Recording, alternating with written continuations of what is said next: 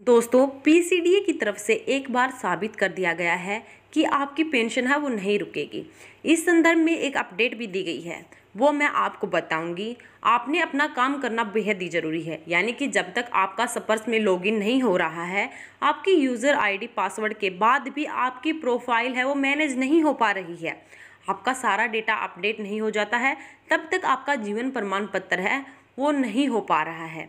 ऐसी कंडीशन में उन पेंशनर्स के लिए स्पर्श की तरफ से एक बहुत ही इम्पोर्टेंट अपडेट है वो दी गई है, यानी कि किसी पेंशनर्स का जिनका डेटा तो माइग्रेट हो गया है लेकिन स्पर्श में जीवन प्रमाण पत्र अभी तक नहीं जा रहा है, वो किस तरीके से अपना जीवन प्रमाण पत्र सबमिट करें वो एक बार देखिए दोस्तों, हम जैसे ही पीसीडीए इलाहाबाद की जो वेबसाइट है उस पर जाएंगे और क्लिक करेंगे तब हम देख रहे हैं कि एक इम्पोर्टेंट है वो न्यूज़ इसमें शो हो रही है। देखिए एक बार, देखिए इम्पोर्टेंट इन्फॉर्मेशन टू स्पर्श माइग्रेटेड पेंशनर्स।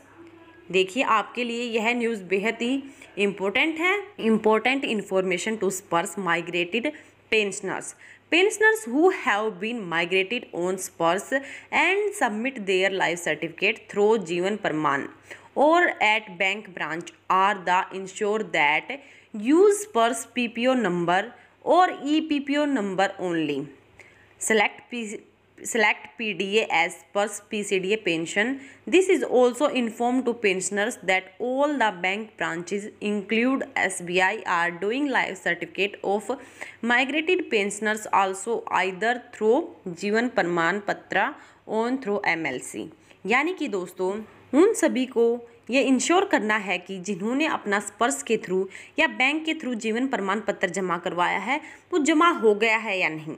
यानी कि आपको अपना जीवन प्रमाण पत्र है वो देते समय ओरिजिनल पीपीओ नंबर फीड करवाना बेहद ही आवश्यक है, और आपका जीवन प्रमाण पत्र देते समय ओरिजिनल पीपीओ नंबर दिया है तो आपका जीवन प्रमाण पत्र नहीं पहुंचेगा। यानी अपने जीवन प्रमाण पत्र देते हुए स्पर्श नंबर या ईपीपीओ दोनों में से एक नंबर देना होगा, जो कि बेहद ही आवश्यक है। और दूसरा, सिलेक्ट पीडीओ और स्पर्श पीसीडीए पेंशन, यानी कि जब आप पहले अपना जीवन प्रमाण पत्र देते थे तो वहाँ पर पहले अपना पीडीए की जगह पर बैंक मेंशन होता था, लेकिन अब वह जो स्पर्श है पीसीडीए पेंशन में मेंशन करवाना बेहद ही आवश्यक हो गया है।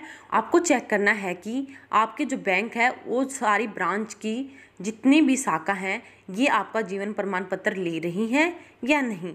आप वहाँ पर जाकर दे सकते हैं, और आपको यह भी चेक करना है कि जो बैंक हैं उनकी सारी ब्रांच हैं वो आपका जीवन प्रमाण पत्र ले सकती हैं, और आप अपना जीवन प्रमाण पत्र वहाँ जाकर भी दे सकते हैं।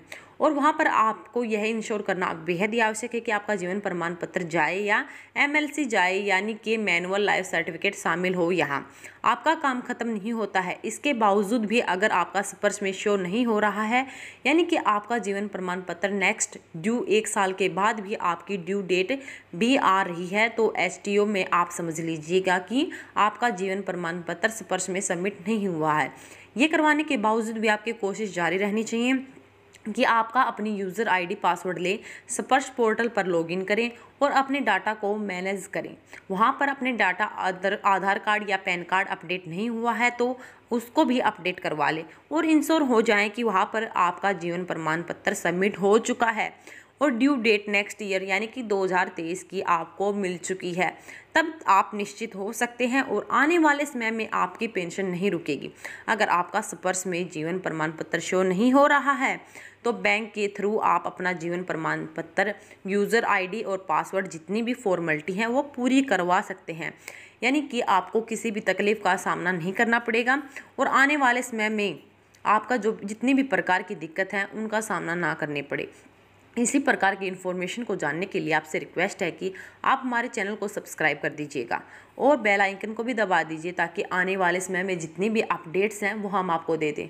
लेकिन इससे पहले हम आपको एक बात और बताते हैं कि आपको अगर जीवन प्रमाण पत्र जमा करवाने में कोई भी दिक्कत का सामना करना पड़ रहा है तो आप हमारे कमेंट बॉक्स में अपना क्वेश्चन ज़रूर कर लीजिएगा, हम आपको उसका रिप्लाई ज़रूर देंगे। तब तक के लिए धन्यवाद। जय हिंद, जय भारत।